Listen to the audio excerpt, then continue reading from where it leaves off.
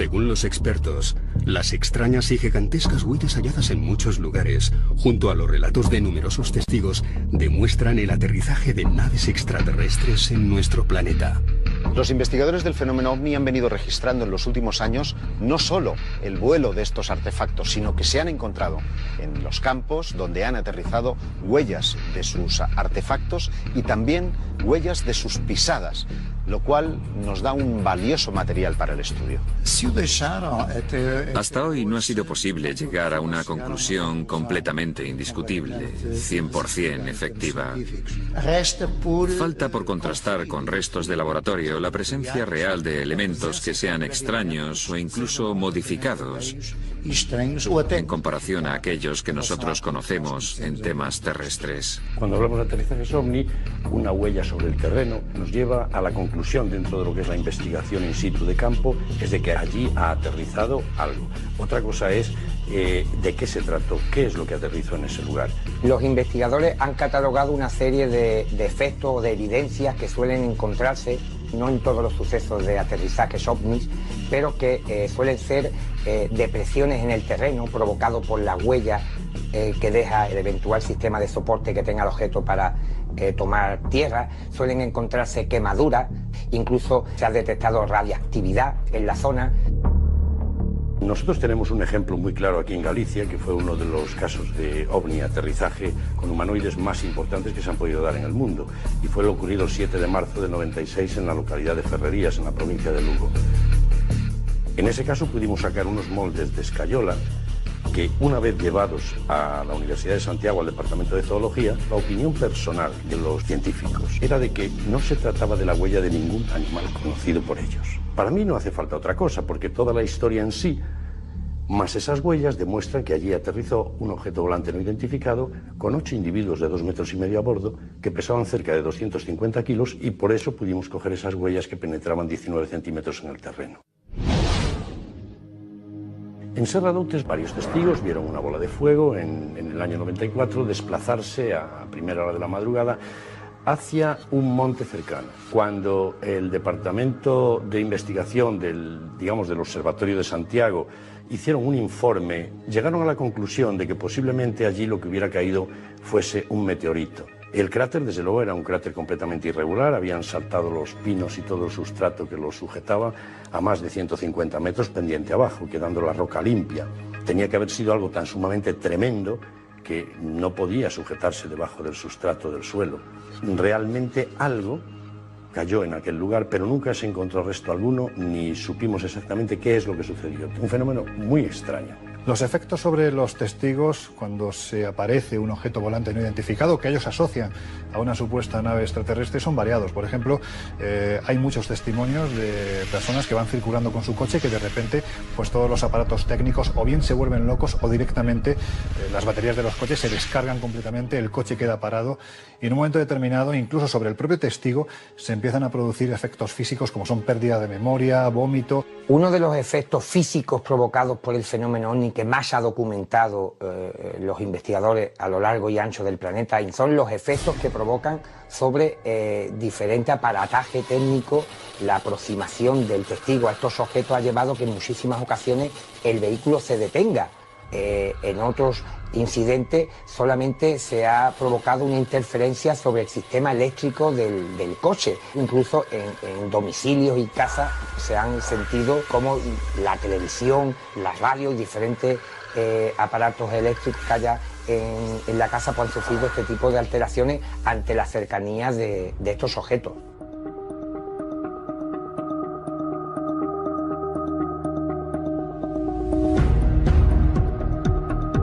Cuando hablamos de huellas de objetos volantes no identificados asociados al fenómeno extraterrestre, uno de los más llamativos era el que se produjo en la década de los 80 en el Cerro del Pajarito. Estamos en Argentina y esta huella apareció de la noche a la mañana cuando durante la noche se estuvieron produciendo también en toda la región, según dijeron los testigos, avistamientos de luces en los cielos. Y estamos hablando de una huella de más de 40 metros de diámetro que literalmente quemó el terreno y que estuvo vigente en este lugar durante meses. Fue fotografiada, fue analizada, se llegó a la conclusión de que aquel terreno se había quemado además a una velocidad verdaderamente extraordinaria, como si algo literalmente se hubiera posado. El ejemplo que pusieron, dada la circunferencia que dejó en el terreno, es como si un cigarrillo gigante lo hubieran apagado en la ladera de la montaña. Esta posiblemente sea una de las huellas más sorprendentes de las que se han registrado en torno al fenómeno OVNI. Ante la abundancia de evidencias y la contundencia de los testimonios, parece extraño que los gobiernos de los países más desarrollados carezcan de una postura oficial sobre este fenómeno. El hecho de que estos objetos hayan dejado su huella en los terrenos y devengan efectos físicos sobre las personas ha despertado, como es lógico, la curiosidad de los estamentos oficiales, quienes sin embargo nunca se han pronunciado al respecto, a pesar de que han existido diversas comisiones de estudio para determinar cuál era la naturaleza de este fenómeno. En España además se produce un hecho muy singular, y es que el propio Ejército del Aire defiende la no existencia de los objetos volantes no identificados, especialmente cuando se asocian al fenómeno extraterrestre. Y sin embargo, no deja de ser una incongruencia que entre los documentos que se desclasifican en el año 92 surge un documento, la Instrucción General 40/5, que te dice paso a paso cómo tienen que reaccionar los militares si se encuentran ante un objeto volante no identificado. Si además este objeto volante no identificado aterriza, cómo hay que reaccionar. Si además descienden sus tripulantes, cómo tienen que actuar los estamentos militares. Yo parto de la idea de que si para el ejército no existe el fenómeno OVNI como fenómeno extraterrestre, no sería necesaria una instrucción de este tipo. El 10 de septiembre de 1990, el pueblo portugués de San Vicente de Alfena fue testigo de uno de los más importantes sucesos relacionados con el fenómeno OVNI en la península ibérica. Nos encontramos en una localidad cerca de Oporto, llena de miedo, llena de temor de que aquello pudiese volver a suceder. En el mes de septiembre de 1990, en un día soleado, hubo un grupo de niños que vio algo en el cielo que les pareció extraño, como si fuera una esfera. Era un objeto que hizo un trayecto por todo el pueblo de Alfena, volando relativamente bajo. Estos niños alertaron lógicamente a sus familiares y a otros adultos que pudieron atestiguar la observación de un artefacto volador esférico con una especie de apéndices o patas que caían de su parte inferior, el cual hizo un movimiento en un radio de cerca de 500 metros durante al menos 50 minutos. A cierta altura el objeto empezó a bajar y parecía que iba a aterrizar. Realmente dio la idea de que iba a aterrizar. El objeto quería aterrizar en un campo de fútbol que existía en la zona.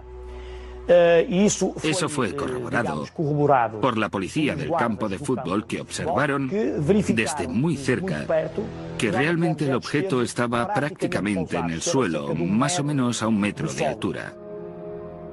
En aquel momento había un grupo de trabajadores que estaban en el almacén y salieron. Tiraron piedras al objeto, lo que hizo que éste se elevase. Las piedras no llegaron a darle, pero hubo como una respuesta inteligente, digámoslo así. Al lanzarle las piedras, el objeto se fue. Lo curioso en este caso es que en aquella población había un colaborador de un periódico de noticias que fue a buscar una cámara que tenía a mano e hizo 4 fotografías a una altura a la que prácticamente el objeto no se veía. Eran 4 pruebas de que realmente había pasado algo. La investigación comenzó muy pronto y consiguió recoger las noticias en caliente de lo que allí había sucedido. La Fuerza Aérea también emitió un comunicado después de analizar los negativos para decir que no habían tenido ningún registro de radar y que no tenían conocimiento de maniobra militar alguna, por lo que prácticamente no podían clasificar el objeto.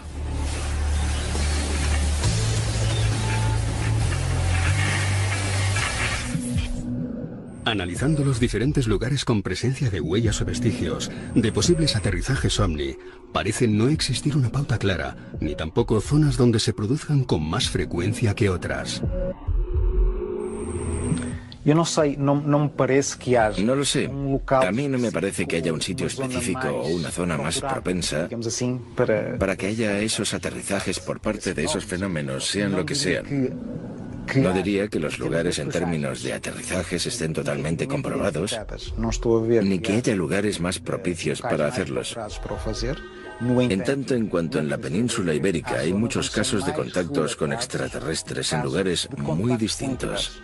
Hay efectivamente zonas donde el número de observaciones es mayor que en otras. Por ejemplo, aquí en Portugal, en el litoral del país, lo cual es conocido en Europa y en el resto del mundo. En general hay también zonas de concentración en las grandes ciudades. Digamos que la idea es que algunas ciudades atraen estos fenómenos. El contar con la presencia de más de un testigo añade más información y credibilidad al suceso. Por esta razón, fue tan importante la experiencia del matrimonio Aníbal y Filomena Matiñas en septiembre de 1983. En la playa de Salgueiros, cerca de Oporto, una pareja que estaba haciendo camping en una zona cercana a la playa, aproximadamente a la 1 o las 2 de la mañana, son sorprendidos por una especie de flash en su tienda de campaña. Sienten algo extraño. Abren la tienda y salen fuera viendo que hay uno o más objetos cerca de la playa, a unos 500 metros de distancia.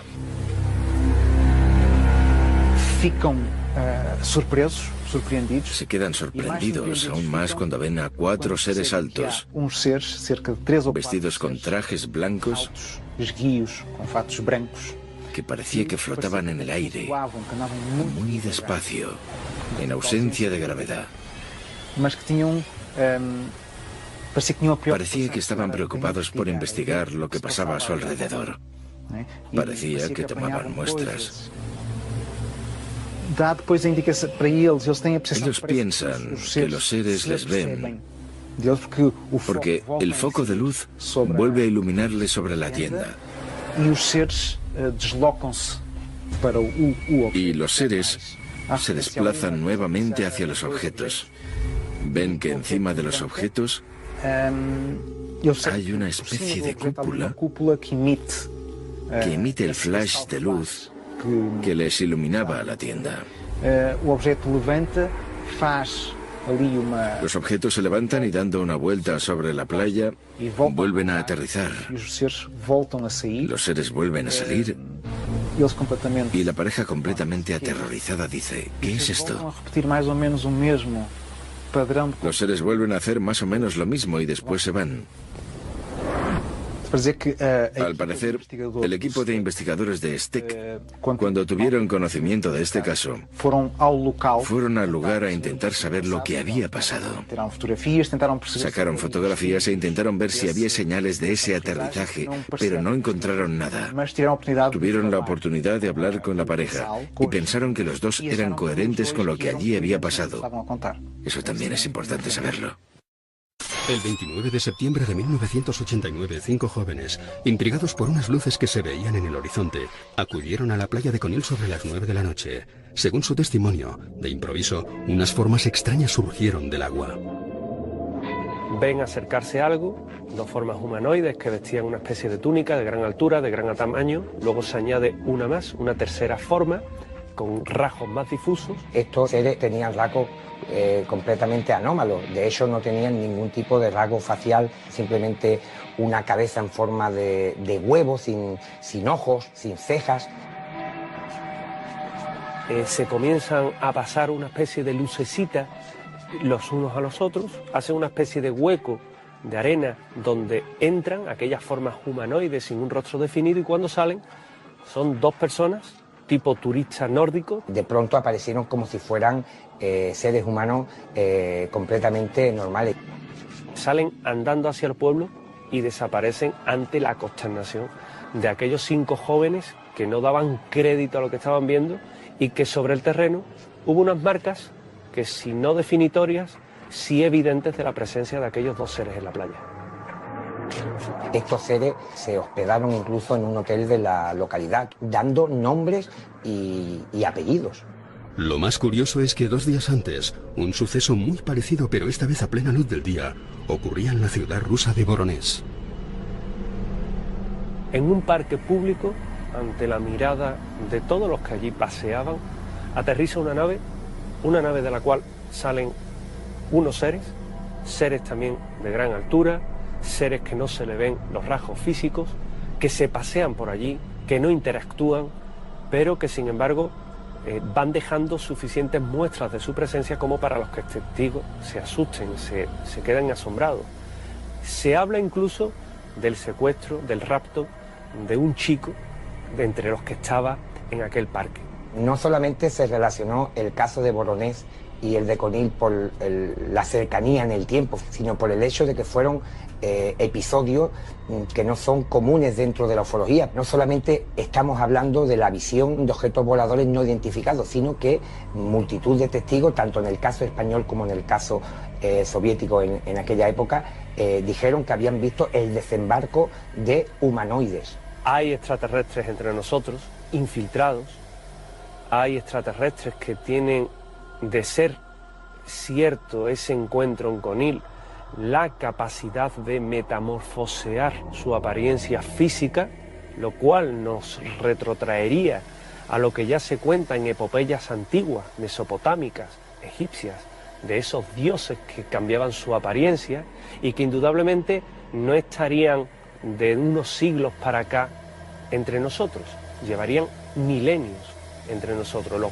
cual nos da una idea de la juventud de nuestro planeta, pero de la antigüedad de esas visitas. De lo que se desprende de la investigación y el análisis del caso de Conil, podría decirse que en algunas ocasiones seres de procedencia anómala se han podido infiltrar momentáneamente entre la población humana, pero como digo, este es un tema muy peliagudo. Quizás los viejos relatos de poblaciones extremeñas como Garganta la Olla, sobre la aparición de misteriosas criaturas, estuviesen relacionados con la capacidad de transformación de estos seres. Hace 70 años en este lugar se produjeron una serie de avistamientos verdaderamente insólitos. Quizás uno de los más llamativos fue el que protagonizó José Pancho Campo, que estando en un refugio de montaña a altas horas de la madrugada, en un momento determinado alguien llamó a la puerta, abrió la puerta, le invitó a que se cobijara junto al fuego, y cuando fue a azuzar la lumbre se dio cuenta de que este ser, que parecía una monja que iba camino del cercano monasterio de Yuste, tenía, según dijo el testigo textualmente, patas como las cabras. La vinculación de la ufología con la mitología es clarísima, ¿no? Muchos de los casos ufológicos actuales, donde se ven a seres híbridos, mitad humanos, mitad animales, sobre todo caprinos, ¿no?, con pezuñas de cabra, están muy vinculados con el folclore de la antigüedad. En Garganta de la Olla, no una vez, sino 2 veces, ocurrió un fenómeno similar. Yo particularmente lo relaciono con fenómenos folclóricos de seres mitológicos muy relacionados con el ciclo de Melusina, donde este tipo de entidades tenían pezuñas de cabra que les daba su parte sobrenatural. Luego, que lo queramos relacionar con los ovnis o no, es otra historia. Aún persiste el misterio en la base militar de Talavera la Real, en la provincia de Badajoz. Lo que sí sabemos es que este es uno de los pocos casos en donde los militares emplearon sus armas reglamentarias.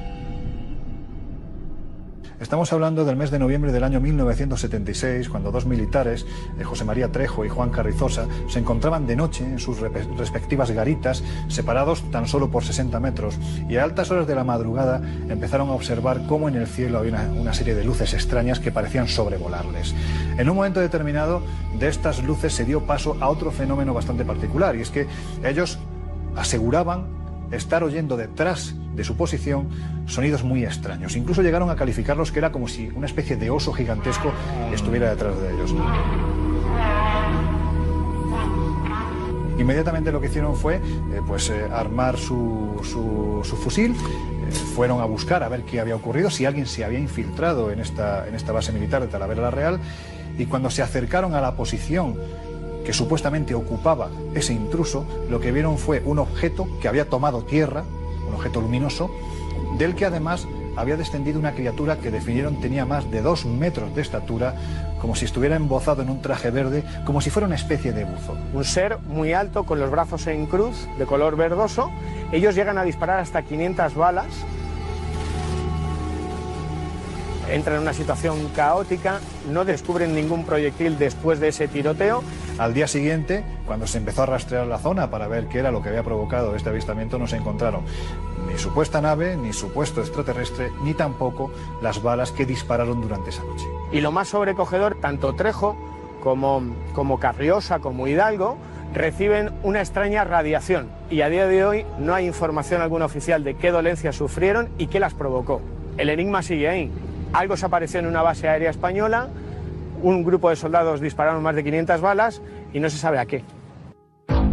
Sabemos que lo ocurrido en la base de Talavera la Real no es el único caso de estas características. Entonces, ¿por qué los estamentos militares guardan silencio?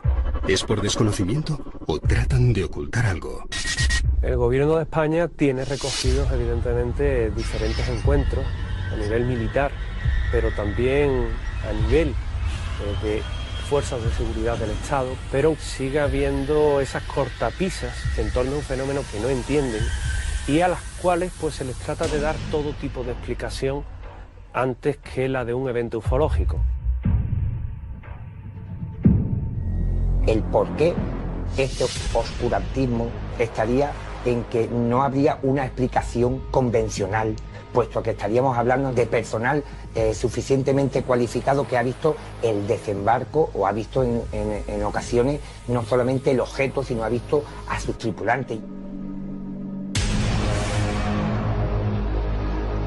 En España había mucha expectación en el año 92, en el mes de septiembre, cuando se desclasificaron los primeros informes. Sin embargo, inmediatamente llegó la decepción, porque se habían arrancado folios, se habían añadido otros, y lo más terrible es que se habían añadido las conclusiones. Siempre se trata de buscar una alternativa racional, aunque muchas veces la explicación más improbable es la más evidente. Ese es el problema que nos encontramos actualmente con las explicaciones oficiales en torno a aterrizajes o evidencia física de un aterrizaje extraterrestre. Y ante esto, un estamento militar no tendría más que decir que o el testigo está fabulando o está mintiendo o realmente está frente a un fenómeno extraño, anómalo y que apuntaría a la existencia de no solo naves procedentes de otro mundo, sino a tripulantes. Pero la tapadera gubernamental no pudo silenciar a algunos oficiales de ejércitos europeos que, pese a las posibles represalias, desvelaron la verdad. En 1999 salió a la luz un expediente que debería haber permanecido en la más absoluta confidencialidad. Eran las conclusiones a las investigaciones del Cometa, el Comité de Estudios Avanzados del Gobierno de Francia. El informe Cometa es un estudio llevado a cabo por altos funcionarios del gobierno francés, entre ellos algunos militares y científicos, que tenía por objeto determinar el riesgo para la defensa del fenómeno de los no identificados. De hecho, se basaron en las informaciones del CEPRAN-GEPAN, que es una oficina que pertenece a la Agencia Espacial Francesa, el CNES, que es una de las pocas oficinas, a su vez, que está subvencionada por el Estado francés para investigar el fenómeno OVNI. Básicamente el título del estudio es Los ovnis, ¿para qué nos debemos preparar? ¿Qué implicación tiene en la defensa militar? Hay 500 casos, pero tan solo hay 47 analizados a dedo, digámoslo así. Se han documentado y no estaban destinadas al público general. Yo no he creído nunca seriamente en el informe Cometa. Te recuerda un poco la desclasificación del año 92 del Ejército del Aire Español. Que al final no dicen, no, oiga, mire, lo que está pasando es esto. No, siempre dejan como una duda, una posibilidad. Se juega con eso, se juega. Lo interesante del informe Cometa es que no lo firmaba un grupo de ufólogos, sino que era un informe realizado por miembros de los servicios de la inteligencia francesa y militares de muy altísimo rango.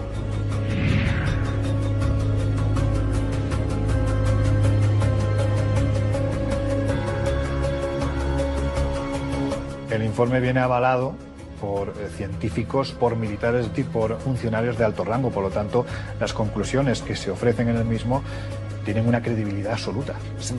Estamos hablando de elevados estamentos militares. Por tanto, no son unas personas cualesquiera. Tienen conocimientos técnicos de defensa, de estrategia, y saben valorar si hay un peligro inminente o no. Para lo que nosotros deberíamos estar preparados es para un fenómeno que desconocemos, pero que puede tener implicaciones peligrosas para la seguridad aérea. ¿Qué casos son aquellos que investigaron esos científicos para sacar el informe? ¿Le faltaban casos más importantes, más interesantes que pudieran estar en poder de la Fuerza Aérea Francesa, por ejemplo, y que a la Fuerza Aérea Francesa no le interesó que pasaran por las manos de estos científicos? Con toda seguridad. Entonces, la credibilidad del informe o, digamos, su buen hacer ya cojea. A mi entender, que este grupo de personas se animasen a firmar este documento, Cometa, me lleva a pensar que en realidad el fenómeno OVNI es algo sobre lo que se habla, se discute e interesa en las más altas instancias gubernamentales de los países occidentales.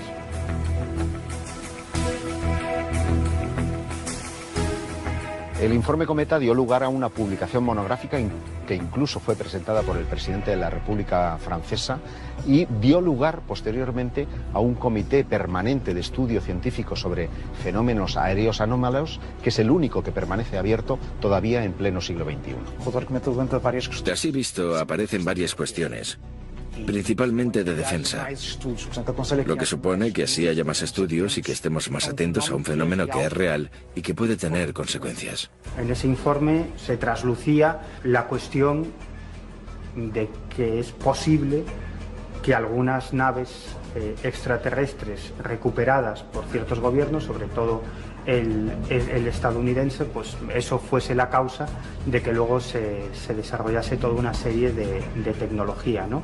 Y esos firmantes daban visos de credibilidad al incidente Roswell, al caso del famoso estrellamiento de un platillo volante en Nuevo México. Sus conclusiones son contundentes. Hay un 5% de los casos registrados que no tienen explicación alguna y, lo que es todavía más importante, apuntan a la posibilidad de que su naturaleza sea extraterrestre.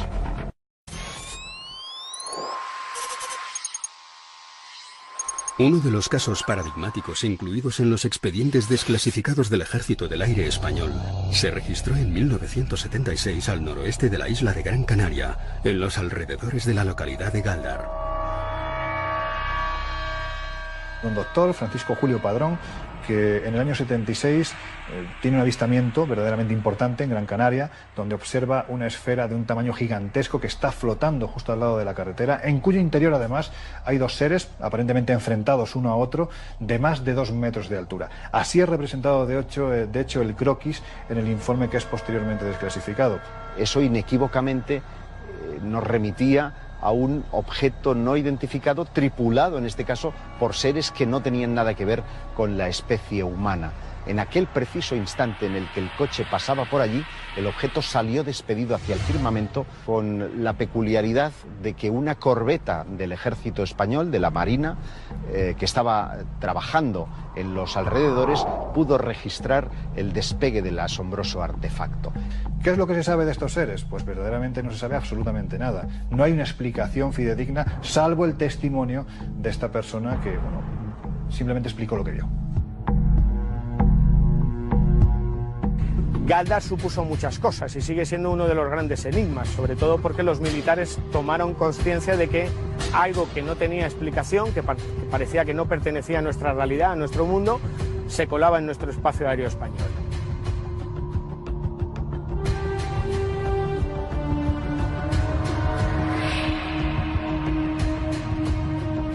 El expediente desclasificado en el que se ofrece lo que ocurre en Gáldar posiblemente sienta las bases de cómo actuar ante un suceso de ese tipo, porque evidentemente estamos ante algo muy serio. Estamos hablando de dos seres de una estatura increíble que además permanecen flotando en mitad de una esfera que a su vez está flotando junto a la carretera cuando es vista por Francisco Julio Padrón, por el doctor Padrón. Quizás sienta las bases, como digo, para lo que posteriormente sería la investigación de este tipo de sucesos dentro del ámbito más militar puro, ¿no? Estamos hablando de, bueno, pues un suceso que rompía los esquemas porque hasta ese instante no se había producido nada parecido. Otra de las cuestiones que se plantean a la hora de analizar el fenómeno aterrizaje es que la mayor parte de ellos suceden en los momentos donde se registran las famosas oleadas de avistamientos ovnis. Durante la época de la oleada gallega, entre finales del 95 y mediados del año 1996, es cierto que recogimos varios casos de aterrizajes, ¿no? Algunos francamente espectaculares, con huellas en el terreno, con testigos desde diferentes puntos. Benjamín Suárez Estevez, jefe del Departamento de Fotografía Espacial de la NASA, que fue el que diseñó las cámaras que llevaban acopladas el módulo lunar, y él le daba instrucciones a los astronautas de cómo colocarlas. Referente al tema OVNI, manifestó haber tenido en sus manos fotografías y filmaciones en las que se veían determinados objetos con mucha nitidez. Me parece que yo no tengo por qué dudar de la palabra de este hombre. Parece ser que actualmente las informaciones relativas a todos estos sucesos en los medios de comunicación son menos numerosas que en décadas anteriores. Hubo una época en los años 80 en que los propios medios se hacían un eco grande de todos estos relatos. Y por tanto, también daban idea e interés a parte de la población para prestar más atención al cielo y estar mirando hacia arriba un poco más para ver qué pasaba allí. Es cierto que el fenómeno extraterrestre, entre comillas, y muy grandes, asociado al fenómeno aterrizaje, ha perdido mucha fuerza, ¿no?, en los últimos años. Aún así tenemos, en el año 1996 se produce el gran caso en nuestro país, posiblemente el más importante del siglo XX, en la localidad de Los Villares, en Jaén, donde un humilde agricultor a las 12 del mediodía, que no es una hora muy habitual para ver este tipo de objetos, observa cómo en mitad de lo que él denomina una era hay algo aterrizado que identifica como si fuera una especie de contenedor de Icona que desaparece y aparece dependiendo de la distancia en la que él se coloca. El caso de los Villares ocurre en el año 96, en julio, cuando Dionisio Ávila, un jubilado de esta localidad de Jaén, en su paseo rutinario, se encuentra con un objeto extraño en forma de campana, con 4 ventanas totalmente opacas, negras, en forma de ojo de buey, cuando ante él aparecen 3 humanoides. Y un detalle sorprendente y que no tiene parangón con otro evento de este tipo es que durante unos instantes la imagen que se presenta ante Dionisio Ávila desaparece durante fracciones de segundo, como si estuvieran envueltos en algún tipo de campo de camuflaje. Este posiblemente sea uno de los grandes casos porque además dejó una evidencia física. Uno de los seres arrojó una piedra al testigo que hoy en día está en manos de uno de los mejores investigadores que hay en nuestro país, Juan José Benítez. Huellas inquietantes, acciones desconcertantes, realizadas por seres que salían de unas misteriosas naves, podría dar la impresión de no querer pasar del todo desapercibidos. Que un objeto deje huellas sobre un terreno o esté posado junto a una carretera para ser avistado por uno o 2 protagonistas, está revelando no una intención de contacto, sino lo que los investigadores denominamos una especie de puesta en escena, como si aquello tuviera un propósito no en el estudio mismo de lo que están haciendo, sino de dejarse ver en esas circunstancias. Lo cierto es que se crea un teatro del absurdo en el que prácticamente el testigo se ve manipulado, se ve superado por las circunstancias, convierte su vida desde el instante en el que tiene esa experiencia, pues prácticamente convierte su vida en una auténtica búsqueda, ¿no? El objetivo es intentar dar explicación a eso que de una forma u otra le ha roto los cánones para siempre. El factor OVNI es curioso. Por un lado se quiere mostrar y por otro lado no. Es verdad que a pesar de la gran diferencia de descripciones y de identidades que existen, parece real que todos tengan el mismo comportamiento. Si es un comportamiento común, articulado o no, no lo sé. Uno de los más eminentes ufólogos mundiales, Jacques Vallée, propuso una ley según la cual en los lugares más alejados y más remotos había mayor posibilidad de tener un avistamiento, como que ellos rehúsan el contacto. Pero hay muchos otros casos en los que parecen hacer gala de un cierto exhibicionismo, casos en los que se han podido fotografiar, filmar en núcleos altamente poblados, como si quisieran llamar nuestra atención por una determinada circunstancia. Si suponemos que los extraterrestres han entrado en contacto con nosotros, ¿por qué ocultarse? Cuando esta pregunta se la haces a un contactado que cree firmemente en la existencia y en el contacto con estos seres, la respuesta siempre es la misma: es que no estamos preparados. Posiblemente se produciría una hecatombe a nivel mental, espiritual, social en todo el planeta. Pero yo creo que esto es una estupidez. Realmente, si ellos se quisieran manifestar, si ellos existieran, ¿por qué no iban a hacerlo? ¿Habrá alguna ley cósmica por la que no puedan interferir directamente con nosotros? De ahí lo de mostrarse o no. Hacer esas experiencias a escondidas, hablar con nosotros a escondidas, les pone casi al límite. Por tanto, seremos un planeta desolado por la existencia de esa ley de no interferencia, que a veces es llevada al límite. ¿Y por qué no? Después de analizar los diversos casos sobre las huellas y la presencia de naves y seres alienígenas, ¿se puede afirmar que los extraterrestres han aterrizado en nuestro planeta? Yo pienso que existen pruebas más que suficientes de que hay fenómenos de aterrizaje por todos los indicios que tenemos. En el suelo, en las plantas. De hecho, hay testigos. Pero si vas a buscar pruebas físicas, hay muchas evidencias. Ahora bien, llegar a conclusiones de qué puede ser es diferente. Disponemos de suficientes pruebas y elementos de juicio, desde mi punto de vista, para afirmar que los ovnis han aterrizado, y no una ni dos veces, sino miles y miles y miles de veces. Si nos basamos en la mayoría de testimonios y vestigios hallados, parecería que estos supuestos aterrizajes se realizan con tácticas y estrategias premeditadas. A mí lo que me llama la atención es que cuando hablamos de un supuesto aterrizaje, especialmente en el año 95, que se produce una oleada verdaderamente importante en territorio gallego, generalmente siempre va acompañado de la aparición de lo que se denomina un humanoide.